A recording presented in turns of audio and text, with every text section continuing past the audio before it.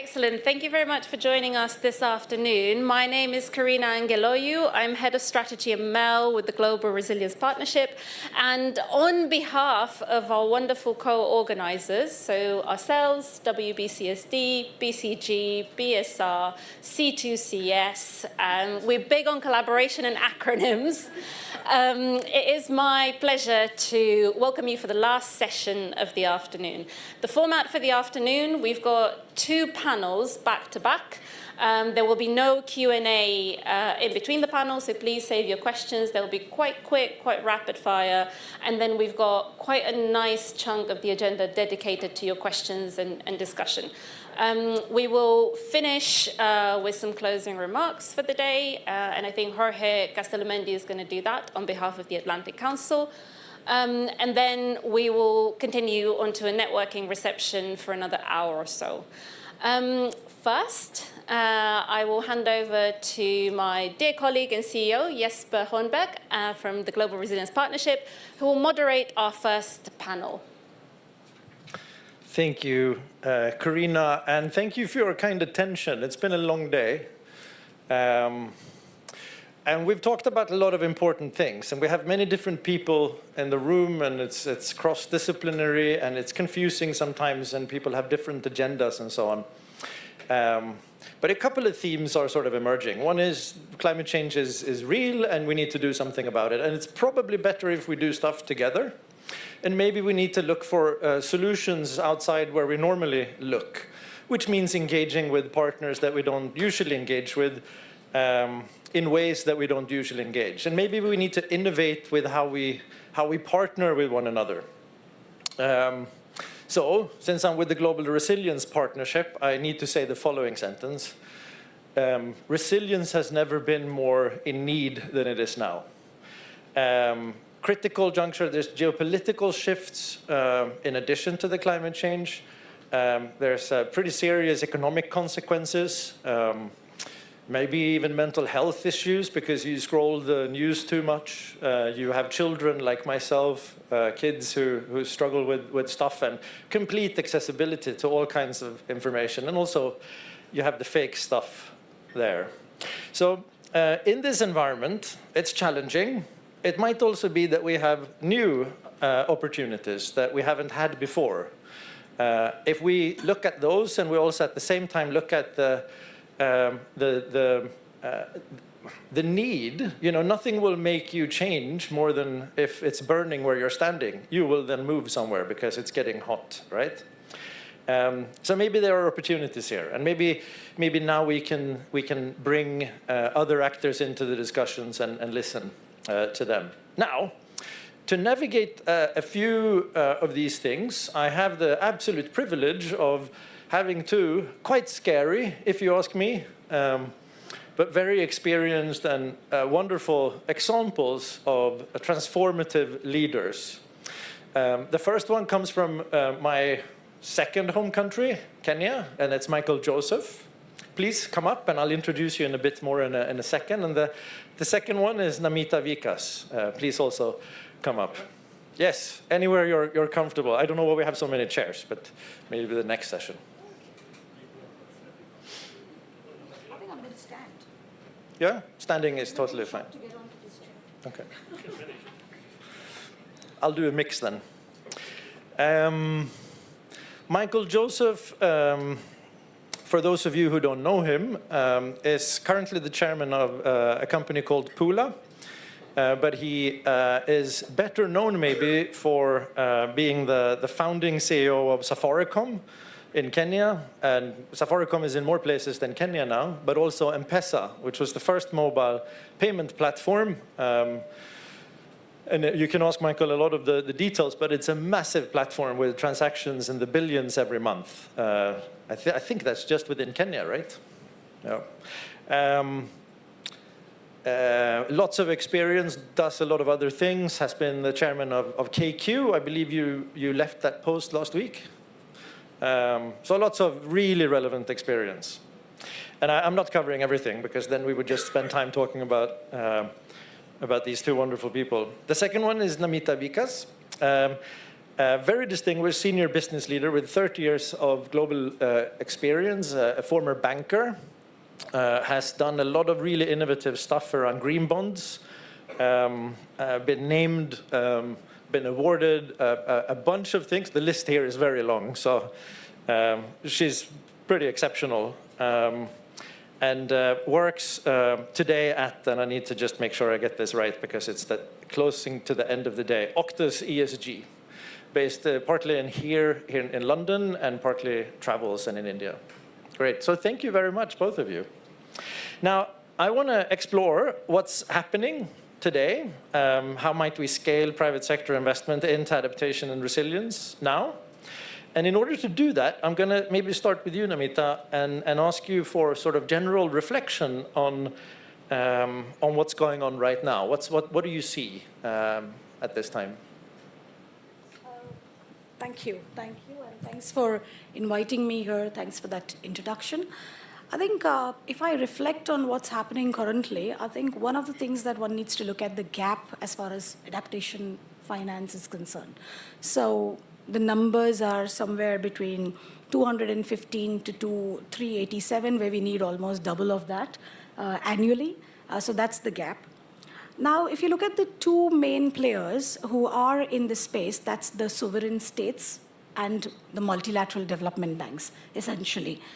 Private sector, not so excited about adaptation at the moment. And the multilateral banks, before I go to the private sector, I would say has doubled their investment targets. They're doing a lot of risk mitigation. They're doing a lot of projects. They're providing the catalytic capital that is required. So that's good. As far as the private sector is concerned, I think, one of the things that I want to mention here is, and I see adaptation finance or adaptation sector to be where renewable energy was maybe in 2008, where financing it was very difficult. And then it went through this financing stack cycle, life cycle. So first it got grants, philanthropy to support it for R&D, piloting models. Then came impact investors, then came equity, then came subsidies from the government, then came the early risk takers from the debt commercial capital players, and now we have blended finance models, MDB, and it's pretty much mainstreamed. I think adaptation is somewhere at that stage, and we need a lot to do when it comes to the perception also. So there is a strong perception that adaptation is a public responsibility, it's public funding, and it's not for private sector. So how do we bring in those de-risking models? How do we bring in that scale of capital is really what we are working at. And what we are seeing more and more is unified standards are lacking. So for example, we are working with a large European DFI for a large developing economy public sector bank to look at their capital requirements. And this European DFI is giving $200 million where 50% will go to adaptation. But when we went into this bank, they said, oh, you know what, we don't have any adaptation assets. And we said, that's not possible. And because there's no asset tagging that's happening. Sorry, I'm speaking a little banking language, but these are very important things. So educating the bankers, the credit and risk officers is very, very important. And that's happening, but not happening at the desired scale that we require to bring in.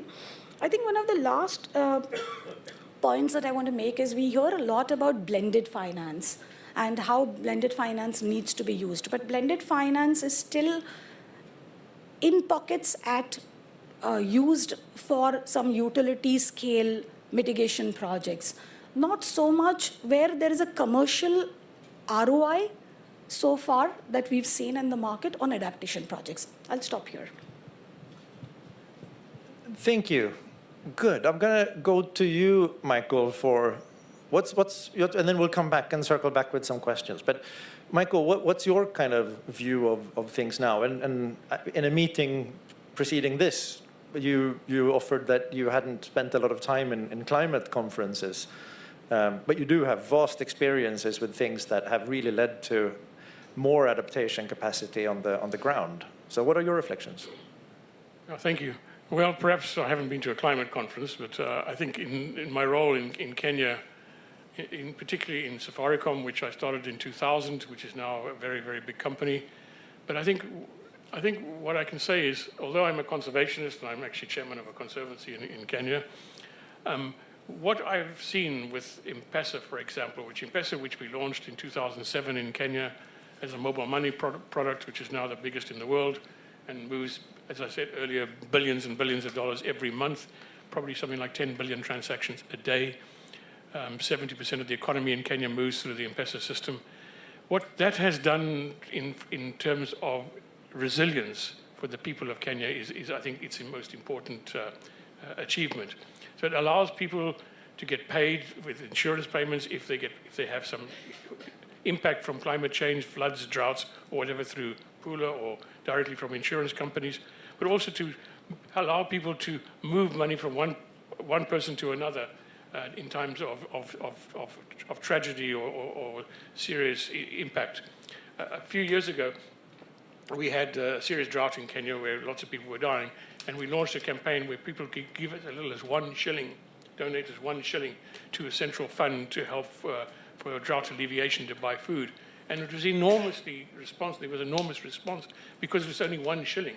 And the M-Pesa platform is a low-cost transaction platform, so it was very cheap to do that transaction, so it didn't cost a lot of money. So it enabled us to respond to those kind of things, these climate challenging things, very quickly.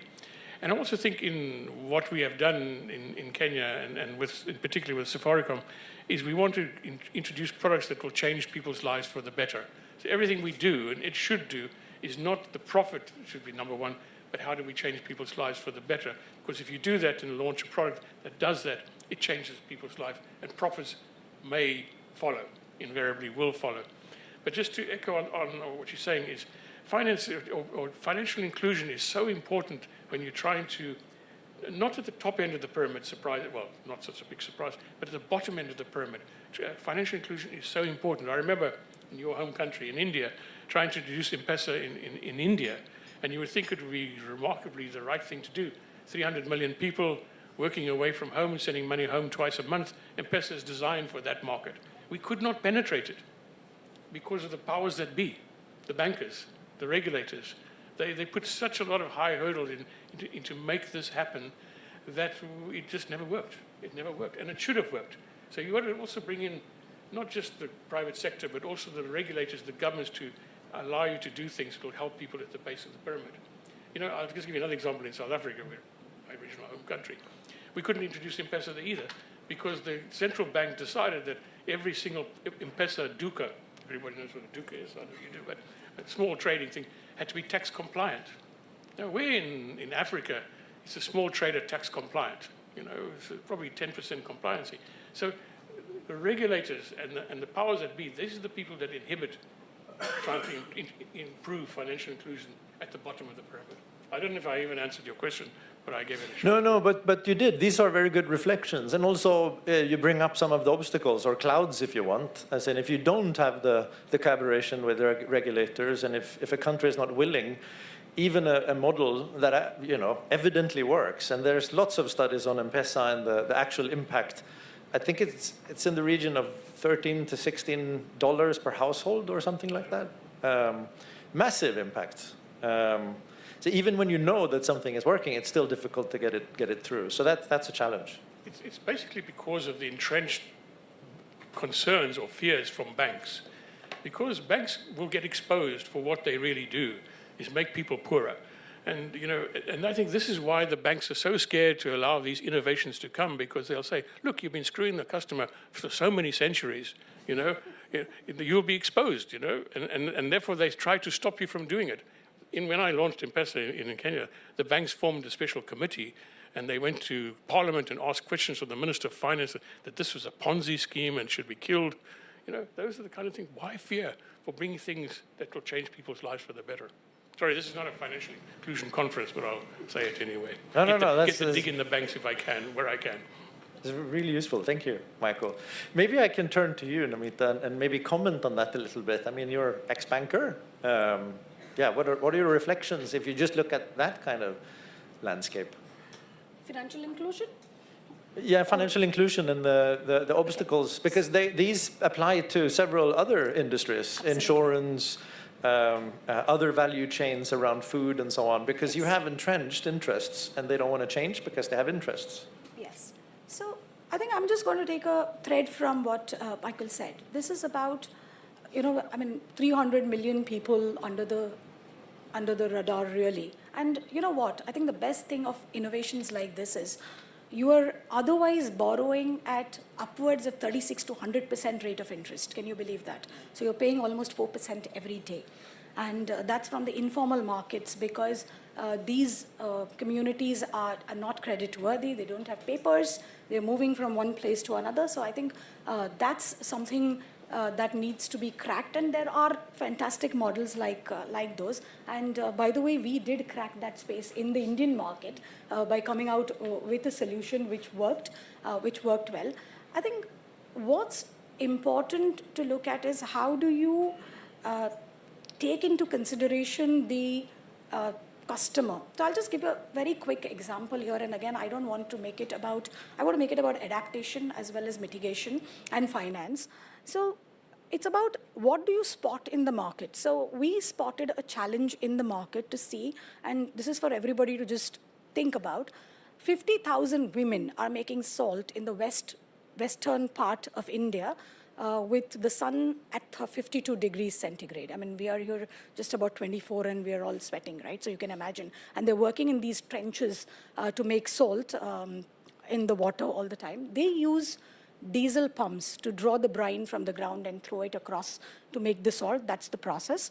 And they have to borrow money for diesel. They borrow from the informal markets, again, at the rate of interest that I mentioned. So they are in a continuous indebtedness cycle throughout the year. After 7 months of rigorous hard labor, they earn about $350 for that 7 months is what we discovered. So we said, hey, you know what, let's look at how do we look at livelihoods, how do we look at gender, how do we look at adaptation, as well as mitigation. So we created a product where we said, we will work with a local bank because we were a large national bank. So we want feet on the street, right? Again, that's very important to recover the money from a risk standpoint. So work with a local bank to move 6,000 women from diesel pumps to solar pumps.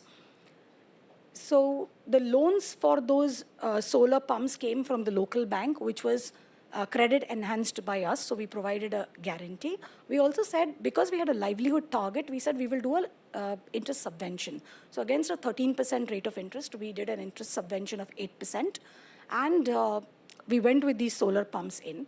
In the first season where we applied this, their incomes went up to $732.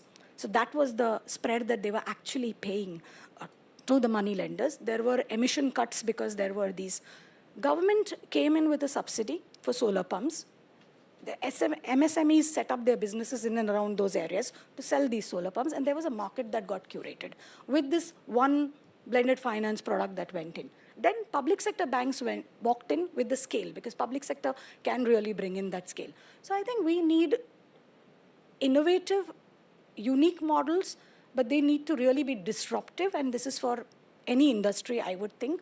And how do you get it financed is really about the risk-return matrix for financiers, right? And now more and more financiers are also looking at the impact. I mean, there's so much of targets on impact that executive compensations are linked to all of that. So that's the good part. So I would think that these are the examples that we need to carry forward. Great. You sort of just went into my last question there, which was the bright spots. So then that question to you, Michael. I know that Pula has a lot of bright spots happening, but any examples from there or anywhere else? I know you briefed me on this before, and I was trying to rack my brains. Do I know any bright spots? I think there are. If you look in Africa, and my experience is Africa, obviously, there are many, I think, where people are changing people's lives selflessly. And I think that there are many, too many to name as an individuals, but I think there are many. And you just have to look in Africa, how we are changing, what people are doing, what they're sacrificing. And I think what actually some interesting point is the withdrawal of US aid made people stand out, because with US aid, you rely on this giant pot of money that will come to you irrespective. But if you don't have it, then you can really, the bright spots will really emerge. I can just say it that way. Okay, thank you. Very insightful. Well, that's it. Unfortunately, I could like. Do you want to go for a tea and we can continue this conversation without an audience? I'd like that. But thank you very much. Please give them a hand, and then I'm going to hand over to. Thank you. And here's Karina. If I can ask you to stay here because there's going to be a Q&A, yes. Right? Yes. Joining us back on the stage in about 5 minutes. Great. Thank you. And this is the last you'll see of me today, which is probably something good too.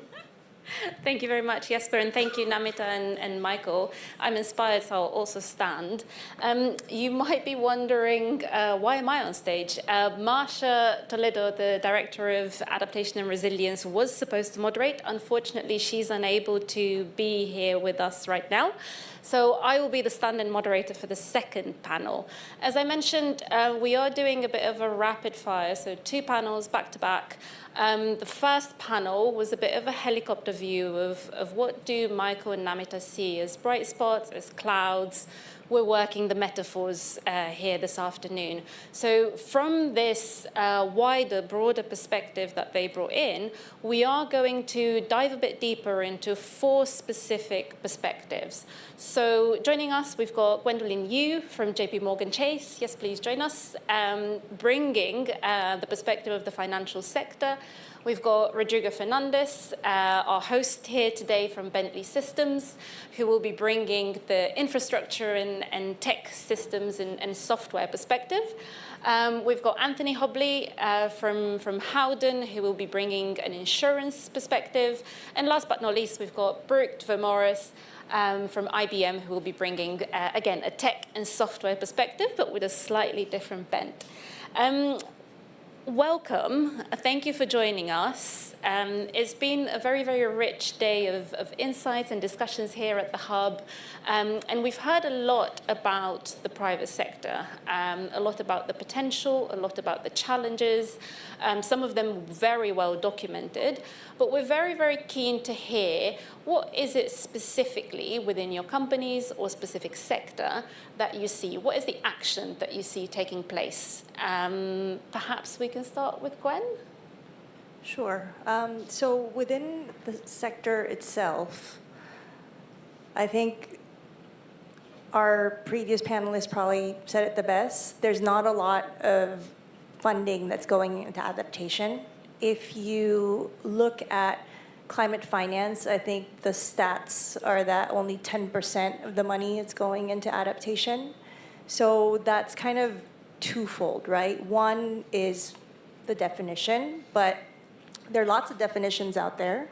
Second is people aren't necessarily tagging it as adaptation. So if we want it to scale and we want to be able to wrap this into all the different fancy products that we have, then fundamentally it has to go into things that we know. So what do we know within sustainable finance? We know how to do loans, we know how to do bonds. Those are very classic things. If you're talking about institutional investors, then we know how to do funds, we know how to put indices into that. How do we then put the sustainability metrics, the adaptation metrics into those? If I dive into debt capital markets and into green bonds, you'll be hard-pressed to find labeled adaptation bonds. And that's because either the spend is already BAU for the sectors that are concerned, or it's embedded into the green framework that they have, so it's just within the green bond process. And I'll pause there. Thank you very much for that. So I guess we need better translators, brokers, knowledge brokers, better tagging, better knowledge management? Or would you go further than that? I would go further than that because at the end of the day, if there's no ROI and there's no tracked ROI, then you're not going to be able to get it to scale. So JP Morgan's Climate Intuitions recently put out a report on adaptation and resilience, and the study there was that if you put $1 into adaptation finance, then you can get an ROI back of $2 to 40 something dollars back on your money. So it's proof points like that that shows it. But fundamentally, I think with adaptation, because if most of it is going to be public spend, then what's the incentive? How's the pricing scheme? Who pays for it? And if you look at kind of acute disasters and what's happening, it's fundamentally, it's us taxpayers that end up paying for a lot of those things. And I think this morning's discussions also talk quite a lot about the point around trade-offs. What decisions do we make together? They're difficult decisions, there's always trade-offs, but how do we navigate these together? Thank you very much. Rodrigo, I'll move over to you for your perspective. What action is happening? Okay, so we are a software development company focused on infrastructure, right? So which covers, a big chunk of what happens around climate. And what we see from our users, it's mostly, we have the proof points of organizations leveraging climate resilience as a way to improve their business model in short term, medium term, and long term. Could give examples, but if you think about climate change, you think about water, right? Water change is climate change, or vice versa, and it's a matter of too much water, too less water. So if you have a company that basically reduces water leakage in a place like Brazil, like we have an example in São Paulo, they are reducing the energy they spend to treat water in water supply, so they reduce leakage, so they save money also, because if they spend less energy, they spend less money, so they have more revenue, right? And we see multiple points on this, right? So there's a huge panoply of projects from our users where indeed they increase the resilience and they increase the revenues, and they basically future-proof their businesses for the future, right? But from looking to what we have and what really is fascinating here is, I come from a background on environmental modeling and numerical modeling some years ago, and that's still, it's a very relevant area for climate change scenarios and all that. Now we are putting more information on that, not just numerical modeling and simulation that you can use for understanding the climate, but also if the infrastructure if you build new infrastructure, is it going to be resilient or not to different extreme weather scenarios? But now you are putting IoT, you're putting sensors, and the most fascinating that we see is now AI that is becoming really, really interesting. For instance, we have made a partnership with Google, and we are using Google Street View to try to understand, by using AI, understanding where we can find problems like crack detection or potholes or problems in roads or bridges or whatever that you can have, any type of infrastructure where you can identify problems that need to be fixed. And I think this is really relevant because we talk a lot about risks from the hazard perspective, but sometimes we forget that we really need to understand the vulnerability of existing infrastructure. Infrastructure is getting old, right? In 2050, we will have infrastructure, and 80% of the infrastructure is already here now, and we will be here in 2050. But it was not built for the existing climate we have today, and certainly not for the climate we will have in 2050, right? So we really need to leverage digital technology solutions and AI as a great way to understand the risks on existing infrastructure on a local level, quantifying it and improving their reliability and their resilience, which brings immediate value. And I think this is a relevant point even from the finance and the insurance sector, right? Look for the hazards, but also for the impacts and the vulnerability from the existing assets. completely. Thank you. And I love that point around how do we layer solutions onto each other? So how do we not just create new solutions and perhaps create different things in different pockets in different parts of the world, but work together to identify where are there synergies between sectors, between systems, and how do we actually build the overall resilience of a system. And I also love the point around aging infrastructure. And I think there's like a really interesting challenge between the aging infrastructure on the one hand, but then the billions of kilometers of streets that are getting built across the world and new buildings, and how do we manage these two big challenges in their own quite distinct, aging infrastructure that needs replacing in the next 20 to 50 years versus the new that we're putting in place. And I guess maybe a nice segue into the insurance perspective. Anthony, over to you. Thank you. Where does one even start with this? Our CEO and founder, David Howden, has been saying for a number of years that if the insurance industry does not step up on climate, it's going to renew itself into irrelevance. And what he means is if the insurance industry is not proactively de-risking the resilient net zero transition, the risks at some point are just going to get too high in area after area. And we're already seeing some of that. I mean, the problem you get is the increased volatility, increase in premiums and demand means people are making more money until they're not, until you go off the cliff edge.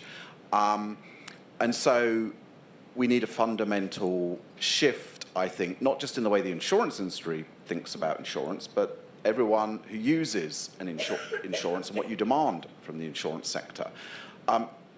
I, like many of the people in the new Howden climate, we're about 2 years old, climate risk and resilience team, like many of us have come in from outside. So I spent 30 years in climate finance. And many of us are asking some very fundamental questions of the sector. I mean, I was interested in the point you said about, so I've spent a long time in that world of climate finance vis-a-vis mitigation. I think the fundamental difference you have on mitigation, the reason it's taking off, is the mitigation technologies are now better than the incumbent technology, and they create a value on which you have a revenue stream: wind, solar, batteries, EVs, etc., etc. That is not generally the case, I think, on adaptation and infrastructure. But companies and businesses and governments invest all the time based on forward price curves. A company and directors or executives will be very comfortable with spending money to address and mitigate the risks of a forward price curve on power prices that tells them that power prices are going to double or coffee bean prices are going to double. But I don't know if anyone knows this or not, there is no forward price curve on insurance or climate risk. You are lucky if you can get the cost of a premium on your insurance 2 to 3 months before renewal. No business would accept that for any other business critical commodity or service. And insurers, because they're in this model of 12-month renewal, they don't care in most cases whether the infrastructure is going to be washed away or damaged or is not insurable 8 years from now, because their view is that they will just renew the premium every 12 months. They have no incentive to put a price on that going forward. Now, so we need to see a fundamental shift in the way the insurance industry thinks about that and those who use insurance, and we need those forward price curves. One of the biggest feedbacks from the Chapter Zero network, so this is a network growing up in country after country, working with non-executive directors to build climate competent boards, is many of those evangelized NEDs are basically saying, look, we want to do this, and we know there's all this data telling us this is a big issue, but when I come to make that decision, I only speak one language, and that's dollars. I've got a finite amount of money. I've got an investment on the left, which is a 3-year return on capital, and one on the right, which does nothing, maybe makes the problem worse, is not more resilient, does not get us to adapt. I've got an investment on the right-hand side that's a 6-year return, does, but unless you can put a price on what that adaptation gives me, I have to go for the 3-year investment. Now, a piece of work we have just done, funded jointly with the European Investment Bank, funded by the European Investment Bank, the European Commission, they panicked when they realized how many tens of billions the drought in Europe a few years ago cost European agriculture. And they said, well, if it's cost us that for one drought, what's it costing us across all of agriculture year on year? And what is that cost going to grow to if we do nothing to adapt or create a more resilient agricultural system across Europe? At the moment, the cost is something like 25 billion. I've got that number slightly wrong, but it's in the 20 billions. It goes up to the mid 40 billions on a normal year by 2050 if we do nothing. This is getting pretty close to doubling the EU agricultural budget, which is already the biggest government budget across the whole of Europe. Over 70 billion in a catastrophic year. They're looking at that going, oh my God. That means we probably won't be able to feed Europe. And now we've got ASEAN and we've got other countries looking at this going, God, if Europe is facing that much of a cost for doing nothing to make their agricultural system more resilient, what are we facing in the ASEAN? Because we know we are not, we are even more vulnerable to a changing climate than Europe. So this is the sort of thing that's going to wake people up. But we haven't done that sort of analysis across sectors, and at that sort of country or regional level. What that now means in Europe is we can go to, say, a Rabobank, we can go to Nestle, and we can say, well, what's your exposure to these specific commodities in which areas? Okay, this is what it's already costing you now, and this is what it will cost you by 2050 if you don't spend anything on adaptation and resilience. So the first thing and it's still not detailed or granular enough, but it's the first time, in a sense, you understand what that cost is if you do nothing and why there's an incentive, in the same way that if you've got a cost curve for power prices or freight or coffee beans, if that's your business, you actually understand now why you've got to sort of hedge, make investments to increase supply, secure your supply, whatever it may be. And I think that's the fundamental shift, because everyone's saying, well, yes, of course, we've got to have a financial case for this and an ROI. What no one's talking about, well, how do you create the framework within which are those forward price curves, within which essentially you could price that cost of climate and therefore what your benefit is if you make that investment. Because businesses do that all the time when they have those forward price curves. Wow, that's a lot to unpack in there. And I guess there's 2 points that really stand out for me. Like, one on the point of pricing, and hopefully some of you in the audience might have some great questions on that. But also the second one on the baseline, and also like how the baseline is shifting at the same time. And even just keeping up with that brings its own complexity and it's also its own accounting issues as well. Brooke, over to you for a perspective on tech. Yeah, sure. So I'll offer a couple of perspectives from IBM. First, IBM is deeply committed to addressing climate change, not only through mitigation, but also through building resilience and adaptation into our operations and into the communities that we serve.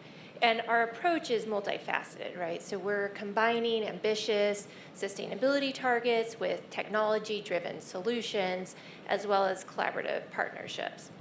And so IBM has set a goal to achieve net zero operational greenhouse gas emissions by 2030, and that commitment is underpinned by, truly and significantly reducing our Scope 1 and Scope 2 emissions, which are driven by, energy conservation and energy efficiency projects across our global operations, as well as a focus on increasing our procurement of renewable energy. We want to procure 90% of IBM's global electricity consumption from renewable sources by 2030.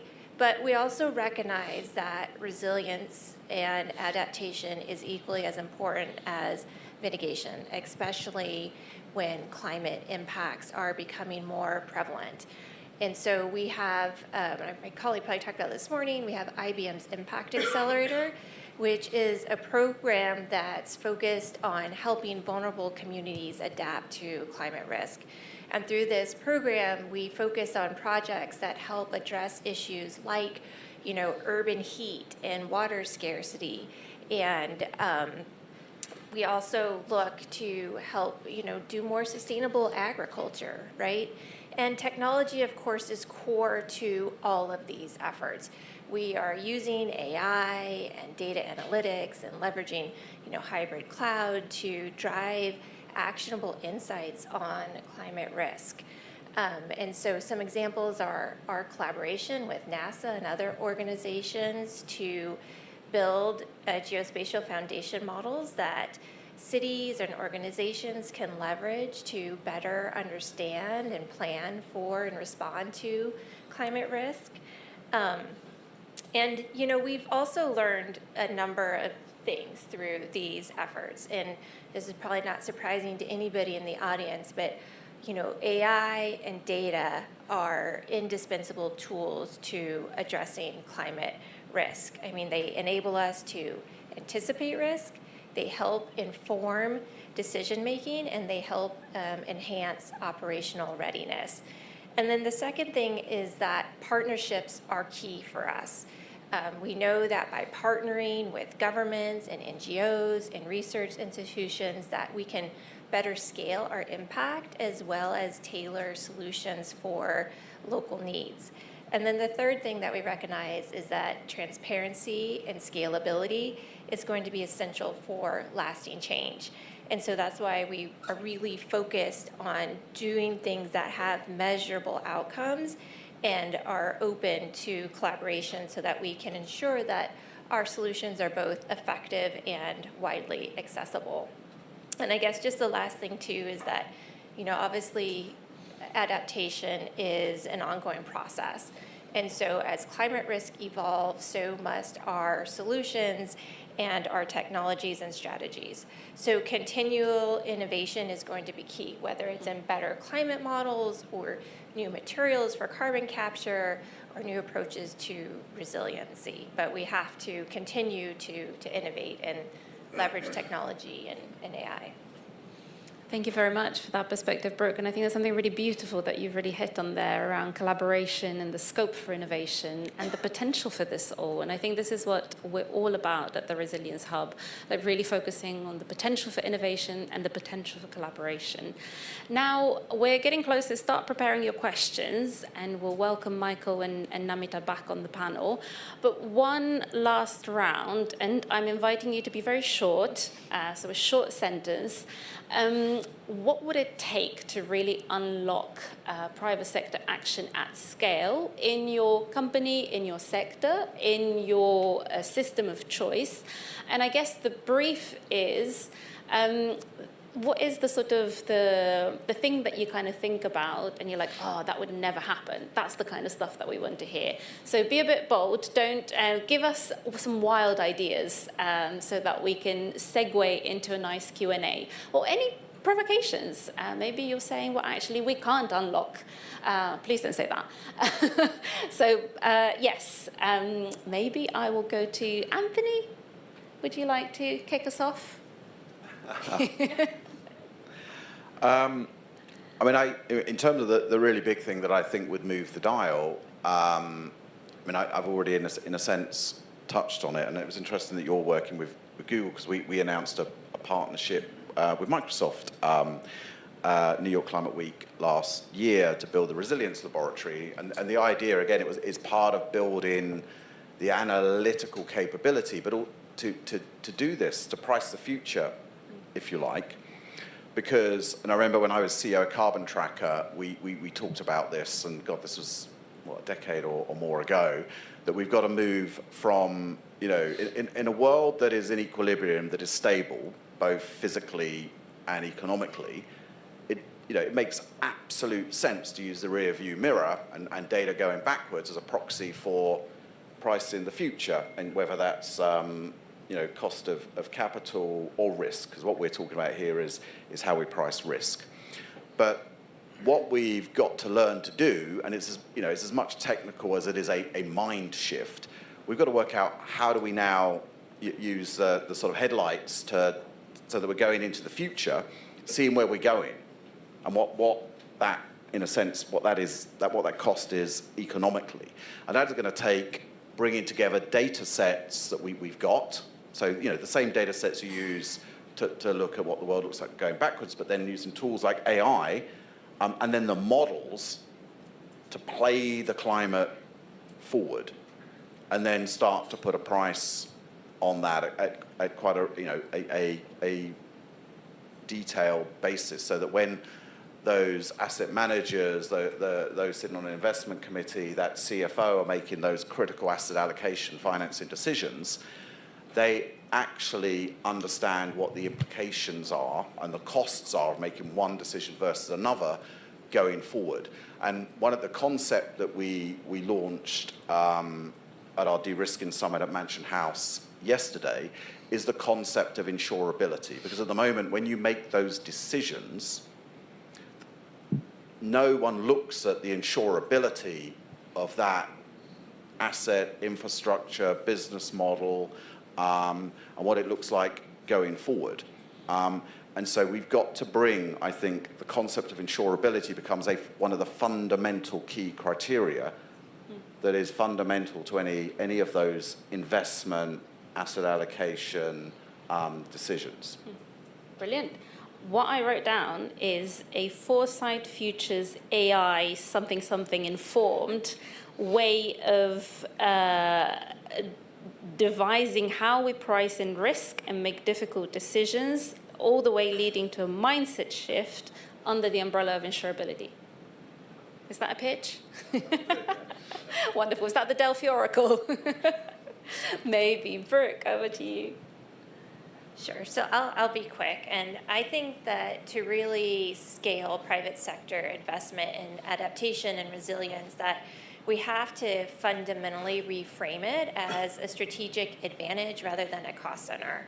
And so we're driving this shift through 4 actionable levers, right? Using data and AI for risk transparency, because businesses need granular insights to quantify climate risk and model adaptation scenarios. We also need to democratize digital platforms so that subject matter experts are empowered and empowered to make decisions. And because scaling requires accessible tools for companies of all sizes. And again, I want to emphasize the public-private collaborations. I think these partnerships are so important to de-risk innovation and attract private capital. And then, of course, we have to embed resiliency into our core strategy as a company. It just needs to be part of what we do. I love this. And I've got down public-private collaborations to democratize platforms, data and information access and tools in order to reframe and seek a wider narrative shift towards opportunity, which is I'm loving it. This is getting very, very tangible and very kind of solution-oriented. Gwen?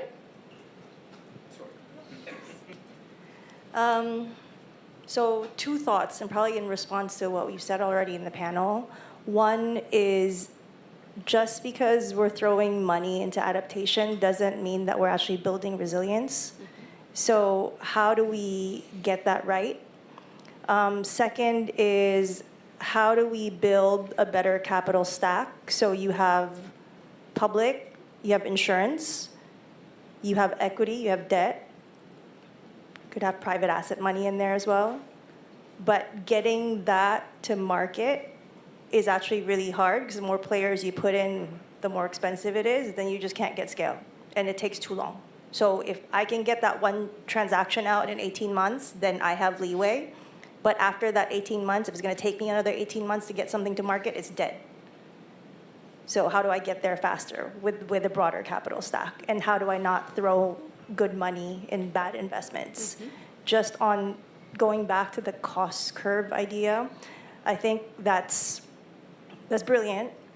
The main challenge there is, as you build out the different climate scenarios in order to get to that proper cost curve, then it goes back to the initial question: are we fixing the vulnerability so that we've actually built resilience? Because if not, then we're just going to keep throwing money at the problem. And is it present vulnerability or future vulnerability? That's layers on layers. Exactly. Yeah. And then there are more studies coming out now from the academic and science side of things that basically shows us that the impact that we said was going to happen based on climate change is even worse than what we thought it was going to be. So unless emissions go down, then the impact is just going to keep getting bigger. Wonderful, but I've got a great snappy pitch in here around better capital stacks for speed and impact. You heard it here first. Rodrigo, last but not least. Okay, so wishful thinking, right? It's okay. So I would love a world where we, risks, climate risk is all about supply chain. It affects us all, and private sector is, it's really affecting all the players there. And so I would love a world where data would flow on climate resilience and risks, on open data, on open standards, where we could take more insights from everything, that aligning a bit with what you were saying. We would need something like that. We made a huge effort with greenhouse gas protocol with scope 1, 2, and 3, but I think we are coming to a point where we need to have more disclosure on climate risks and sharing that information in a way that we can really take benefit from that. In addition to that, and somehow connected, is the way we communicate risk. We didn't talk about that much, right? So the point of storytelling is really important so that we can reach the heart of people in different stakeholder level, and also how the ability to communicate information in a way that the perception of risk it's better, right? Being more visual, being more quantification and all that. So again, open standards so that you can better communicate from a geospatial perspective, from visual, using 3D tools. All these would be great. So the 2 points I mentioned is indeed, so more transparency, more data disclosure and transparency on risk, and more open standards and more storytelling and better stakeholder engagement with better communication. Wonderful, thank you. Again, a very tangible way to unlock action at scale. And I think that anyone who's had the joy of cleaning up an Excel database filled with bad data, it's actually harder than it seems. Thank you so much. May I invite Michael and Namita back on stage, but also let's give everyone a big round of applause. Thank you.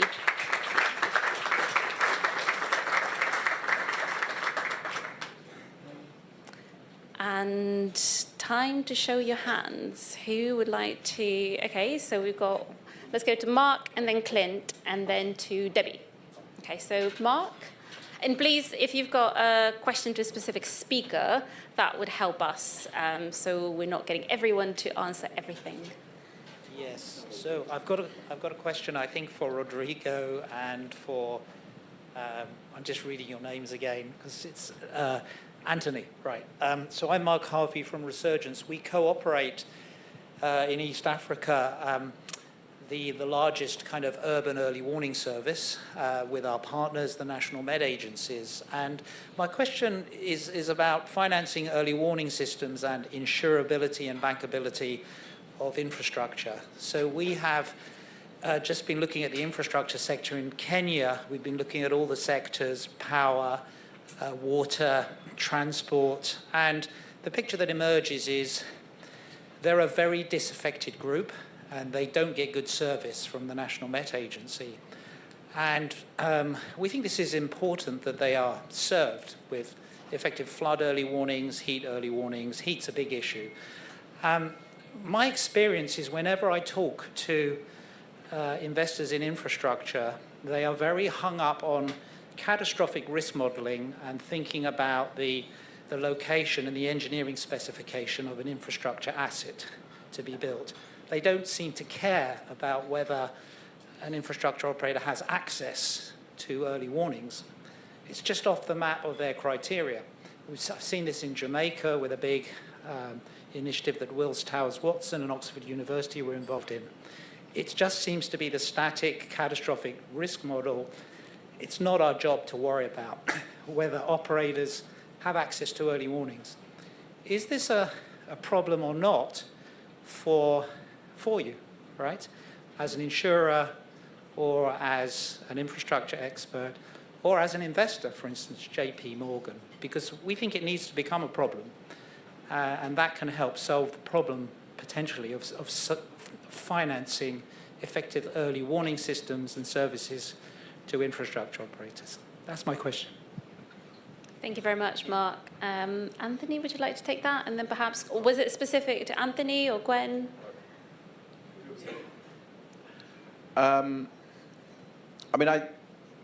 We've been doing a lot of work around catastrophic insurance, and we did some work with Cambridge, which we launched, what are we now, COP28 in Dubai, looking at how you can insure the economies of the LDCs and small island states. Interestingly, because on the basis that particularly the small island states would increasingly facing catastrophic events that could wipe the whole economy out, and there's no point insuring individual assets and looking, and actually when you model that and using a parametric approach, it's not actually as expensive as you think. And if you can mobilize the the global risk markets, what we would prefer, we would love to rename the insurance industry the contingent capital markets, because essentially, what all insurance is pools of contingent capital that need to be there when certain events happen. And it's clear when you look at that if we increasingly move, which we are in that space, to parametric models, then you do need better data and analytics. So I think we would probably agree with you, and that is that Howden has its own venture capital fund, which is looks at investments in technologies, technology companies that are developing the sort of technologies that create better data, and that would, I think, include early warning. I mean, our whole fundamental narrative and approach is that we need to shift the insurance industry into a forward-looking basis where it cares about future risk and increasingly cares about ways to mitigate. Because one of the things that's been built into some of these parametric policies, when certain, when the model, or when you have predictions of certain catastrophic events, a hurricane, a flood, or heat wave, or what have you, is that you can have advance payments from the insurance ahead of the event to better prepare for it, because that would mitigate the losses. And you can't do that unless you've got a better system, early warning system for those types of things. So I think we would agree with you. And also we're doing some work with the FCDO and others to create a better standardization of the metrics around this as well, which is also relevant to the technology and early warning. Yeah, I would just add that from my perspective, I see increased focus and interest on early warning systems and monitoring systems for risk. I can give you examples, like for instance, US Water Agency in the US, for them that they have there. They have a system that is using IoT, and they try to understand the risks that are in that dam for crack detection, but also the problems of having a huge flood, and how is that going to affect, or they have early warning systems on that area. So they are connecting all the dots from all the technologies and building a digital twin of the infrastructure. And we see that more and more, right? In some cases, you don't need to be very much developed from a technological perspective. You might just need a few sensors and then generate insights and machine learning. And today it's very easy to do something like that. So I think I understand that in some parts of the world that this is still a gap. So the democratization of technology and this information, I think it's increasing, but it's probably not at the level that we would expect. But as we move forward, we feel that more and more technologies are becoming more available for hyper-local analysis and the risk, some assets. Gwen? So I'll keep it brief. I think on the investor side, then yes, it's a segment that people know will grow and people are interested in it and they want to see what comes out from that market. If you're trying to, however, raise capital for that particular early warning system or technology or company, then it becomes a little bit more problematic because you don't know who's paying. So where does the revenue part of your cash flow come from if you're accounting for the various corporates that are there that would benefit from the system? That's not necessarily part of their CapEx spend at the moment. So how do we then make those corporates that are sitting in that location incorporate that into their CapEx spend when most people are still treating this as a public good? Thank you very much. Clint? And let's take Debbie's question after as well. Hi there, I'm Clint Bartlett. I'm a consultant to the UNDP. So, Anthony, very interesting. You mentioned two projects. One project on the left-hand side has, let's say, a 3-year return horizon, perhaps not very adaptive. And then the project on the right-hand side that is, let's say, a 6-year return horizon, a lot more adapted. So I'm putting the statement or the question in the context of the missing middle, in that these projects in the missing middle in particular face the greatest burden to create resilient systems. Now, when we look at those two projects, what we forget is that the projects themselves bear the cost to create those externalities. It's the projects that we look to build the resilient system. So it's them who bear the expense burden. In the example that you mentioned, Project A is going to yield a higher return. Project B is going to yield a lower return because it bears the higher burden of cost. But the market will observe the second project and term it a concessional project. It will term it that it needs to be subsidized and that the private sector will not invest in the second asset for want of subsidy. That is a manifestation of market failure. That shows that the market is not, in fact, pricing risk. It's not pricing resilience. So is it the role of development agencies to come in to fill that gap and crowd in private sector at an incorrect market rate, at a market rate that is, in fact, possibly destabilizing the very system? So are development agencies feeding the beast? Or is it the role of private sector entities to say the level of returns that we have become addicted to is no longer sustainable? And so I'm just looking at here, this board here, so I'm not referencing the lady who's drawing, but what do I see there? Increased resilience equals increased profits. Ain't gonna happen, not in the short to medium term. So I'm very keen to hear, particularly from the private sector, well, what they think of that. Thank you, Clint. Let's go to Debbie and then Sophie, and then we'll go to the panel to address these questions. So bear in mind Clint's question on the missing middle. Debbie. Thank you. Hi, Debbie Hillier from Mercy Corps. I wanted to pick up on the blended finance. We hear a lot about blended finance. We've just commissioned Paul Watkins Associates to do some research on adaptation, the role of private sector in adaptation. And he got access to the Convergence database, which has all the blended finance pieces in it, and found that actually for adaptation, that the leverage ratio was $1 of public finance, leverage is 65 cents of private. So we hear typically 1 to 4, that kind of number. But in reality, it's much, much less for adaptation, more for mitigation, but less for adaptation. So is this really where we want to be putting our scarce public resources? And also using that database and also adaptation accelerators. He also found that the vast majority of these kinds of private sector finance goes into middle-income countries.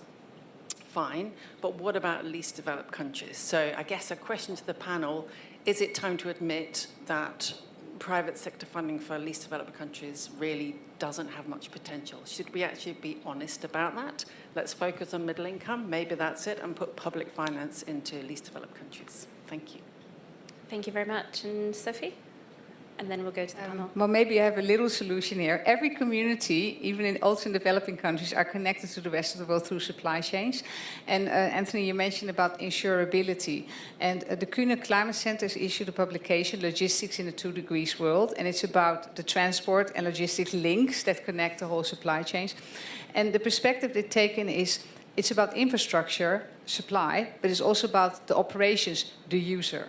Yeah, and my question is, do you see it possible in the future that, for example, Unilever or Nestlé gets their goods transports insured, also based on the resilience of the infrastructure, the transport infrastructure that it transports? So you start linking the supply of physical infrastructure with the use of that infrastructure, because if both of them work together on making that supply chain more resilient, then both are going to get lower insurance premiums. Maybe a bit of a brain twister, but I think there's a logic to this. Thank you. For sure, thank you so much. So just to recap, we've got a question about the missing middle and project design from Clint, from Debbie a question on blended finance and the role of the private sector in the LDCs, and a question and reflection on who is actually reaping the so-called resilience dividend. At what point does that get reinvested, reaped, and who by? There's a lot. So actually, I don't know. I think instead of maybe answering the questions one by one, I don't know if anyone would want to comment on the 3 questions, because they're actually a multi-level problem that we're trying to deal with, from the project design end all the way to how do we build the finance to support these projects, all the way to benefits and challenges. And actually, I'm looking at Namita. Well, I will try to. I was just thinking, there are a lot of thoughts flashing through my mind. I think I'm going to just take first the piece on the early warning, technology, financing. And I'm going to use the lens that I would do if this project came to me for evaluation. I think there are transition risks. So the first thing is, what's the technology? Is it going to be changing? How fast will it change? And from a private sector financier's lens, my horizon is 3 to 5 years, and I want to exit. And many of these projects are long gestation periods. Again, like you mentioned about the cash flows, that's one.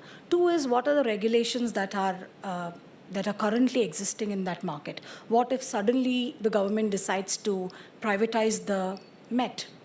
I don't know if that can happen, but possible. And if they come in as a competitor to provide all these services that these businesses would otherwise be doing. So I think these are some of the aspects that need to be taken into consideration when we are looking at the project design and going to seek for capital. So what we are doing is, in some markets, and I was in the Pacific Islands in Fiji, we're working with the project developers and the financiers on pure play. I mean, we believe that solar, everybody finances solar, right? But no. I mean, we were looking at different kind of structured finance. So how do you do asset securitization? How do you use, different kind of structures to get subordinated debt, to risk mitigate? So I think it's really about working with project developers as well as with financiers, because it's not that simple. And I think that there's a disconnect between that bridge. Financiers, they are at a different level where they calculate. Their math is very different from this side of the math. I want to just quickly address the second question of least developed countries getting no or very poor capital. And there are private players who do provide capital. And if you see in the last 5 years, the financing has gone up by 117 bips because of the climate shocks and the recurring climate shocks. So that's how the finance has gone up. And here again, we're working with the Commonwealth small islands. And I just came from a session which we did with the Commonwealth a little earlier. We're talking about how SIDS can look at upstream policies. So what can they do as far as their fiscal and monetary policies are concerned? And within those, how can they free up that fiscal space which they are otherwise using for responding to incidences, and be able to then invest that into climate adaptation, resilience projects, so that they don't get imbalanced because of the debt stress that they may go into, so debt restructuring that they go into. And there are some classic examples. In fact, in Belize, they raised capital. In fact, they bought back their debt. The country bought back their debt at a 45% discount because that was provided with guarantees by some private sector. And they could then use that capital, the interest that they saved over the next 10 years in the tune of 120 million that they will spend over resilience. So how can these governments really work on these upstream policies? I think that's what needs to be solved for. I hope I've... Rodrigo? Okay, so just to add one comment that you said, you mentioned that you don't believe that resilience equals profit or economic benefit, not in the short term. So I disagree with you from the examples I see with our customers, with our users, right? Because what we see, and I gave an example while I was speaking, an owner-operator basically operating in a place with water scarcity was able to reduce costs by increasing more water availability, right? So it's a very tangible example, and you can measure with dollars how increasing resilience delivered increasing revenue, right? That's one point.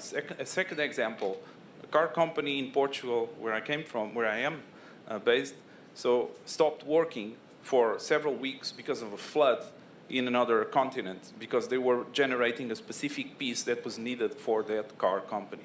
Basically, they stopped working because of this disruption in their supply chain. This generated tremendous costs of it. If they had improved their resilience in terms of their supply chain, they would have reduced these costs. So there's short-term benefits on this. Sorry, that's the information I get. I'll just add to it too, because we have lots of examples where we've worked with clients to help build more resilient infrastructure, and there is tangible cost savings, especially like on maintenance. And if you have a resilient infrastructure, you're not going to spend as much time having to repair it, and there's real cost savings there in the short term for that as well. I'd just like to comment on that as well, because I think what you're describing is exactly right. It's a market failure.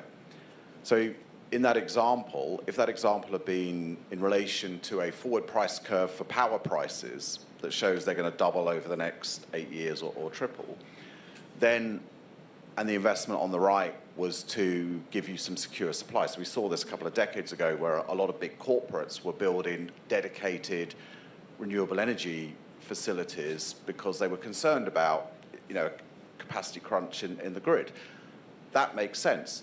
So if we start to develop the forward price curves or put a price on that change in climate, again, then you trigger that, essentially that duty, because you've translated all of this qualitative data, and we've got loads of it now, and all the acronyms that come with it, TCFD, TNFD, ESG, but the holy grail is no one has translated that into the language, because what those directors said, it might as well not exist. You might as well not have TCFD, TNFD, ESG, because actually it's irrelevant when I make that decision unless you translate it into dollars that are relevant to that investment.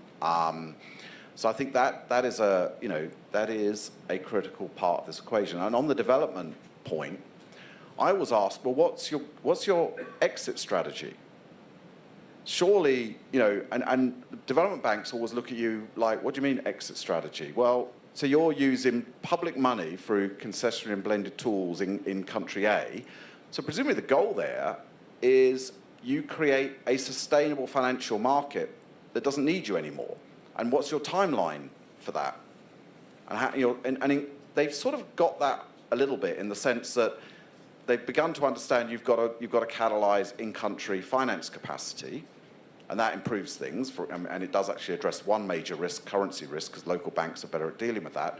But what they don't seem to have got, and I struggle with, is, well, a lot of those risks you're being asked to cover, if you're doing those in the UK or France or North America, you hand them off to a commercial insurance market. So why aren't you also trying to catalyze the development of a commercial insurance market for those same risks with a strategy that says 10 years from now, we have a market in place, a financial market in place in that country that doesn't need us, and that public money can be used where it is more needed in the SIDS and the LDCs, etc.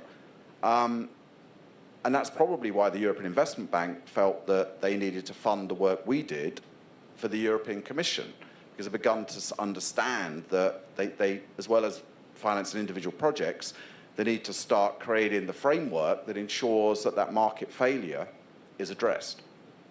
Thank you very much. Very rich questions, very rich answers. I'm also mindful of time, but before we go to closing remarks and a bit of a summary of the discussion, I'd love to hear from Gwen and Michael any reflections on these questions. And maybe, Michael, I'll go to you first on the story of M-Pesa, because I think there's something in maybe in what Clint was saying around the short-term profit, but also on the resilience dividend. Any reflections on this from you? I was No hoping pressure. you wouldn't ask me anything. It's not my subject matter field. I don't know much about the questions that have been asked, so I think I'll just pass on the opportunity. Great, no problem. Gwen, well, perhaps for you for closing remarks. Maybe the questions or closing remarks? But just Any maybe reflections on on the the supply questions? chain bit, because it pretty much looks like a sustainability-linked product, what you're describing. The main challenge there is for a lot of the commodities, sometimes you just get dumped into a basket, it gets put into a barge, and then off you go. If you're trying to track how that particular metal was mined or how that particular coffee bean was sourced, it's not that easy. And people will go, well, we could go the certification route, but we've seen that doesn't really work so well either. So then on top of it, any sustainability-linked discount that you get, it goes back to what I was talking about before. It's like, show me the money, who pays? And the discount that you would get is normally quite de minimis. If you're looking at a sustainability-linked loan, it's a 5 to 10 bip difference. So you're probably going to get more bang for your buck, not trying to link all these stakeholders on the table, but investing in how do you make that commodity resilient-proof, drought-proof, something else. That's probably more bang for your buck. Thank you very much. I'm afraid this is it in terms of what we have allocated time for. And now we'll hear from Jorge Gastelumendi and from Charmian Caines on some closing remarks. I won't say summary because I feel like that really puts the pressure on, but closing remarks / summary. Would you like to join us, or do you want to speak from where you are?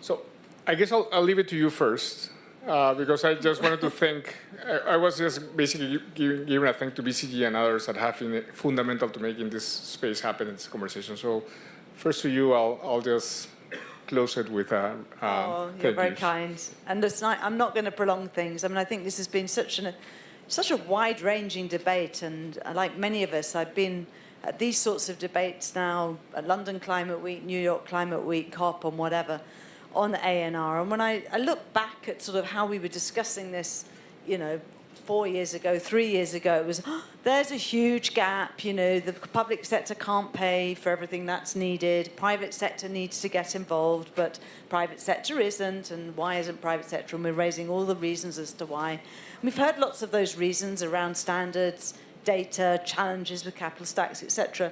But I think the level of conversation that we're having now, and every time a question is raised, somebody is coming up with, I've seen an example of where that really is happening. We know the sorts of solutions can be this, that, or the other.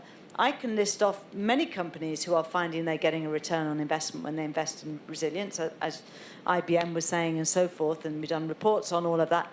I can list lots of companies who are investing in ANR solutions and doing very well, thank you very much, and there's big markets for our ANR solutions coming through. I'm not pretending in any way that we're, anywhere far up the learning curve, but we are going up that learning curve. And I think we are hearing that there is data that could be corralled more into pricing curves, more into open source, things like that.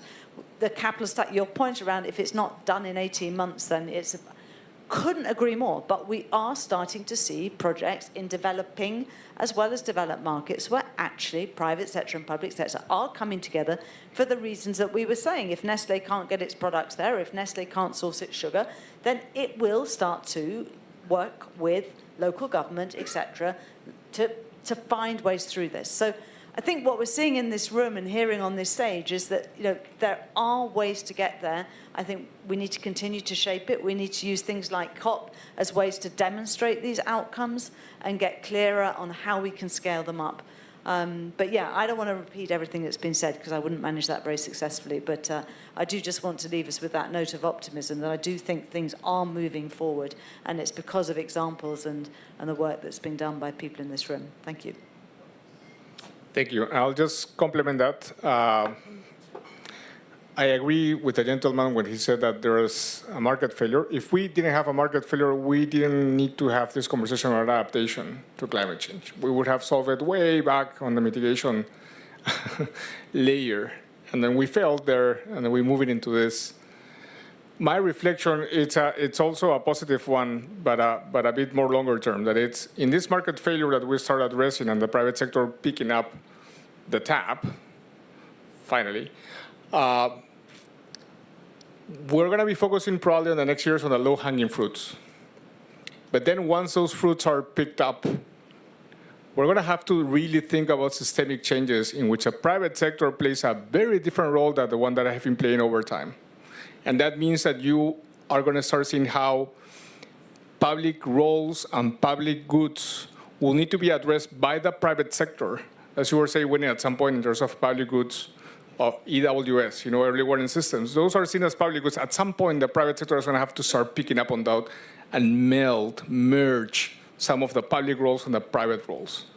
So let's come together towards that. Let's have a longer vision and systemic vision on that.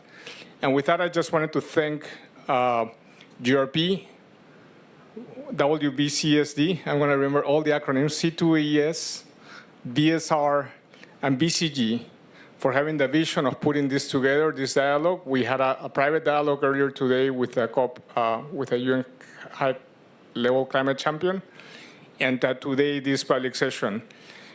It's this kind of dialogues that are allowing us to rein into thinking more on how the private sector could be brought to the discussion. You will expect more from us at the Resilience Hub in New York and then in COP. And happy to have you here, happy to keep creating this space as a Resilience Hub to have these conversations and create partnerships, collaboration, and dreaming together. So with that, I'll stop here. Thank you, Corina, for the facilitation.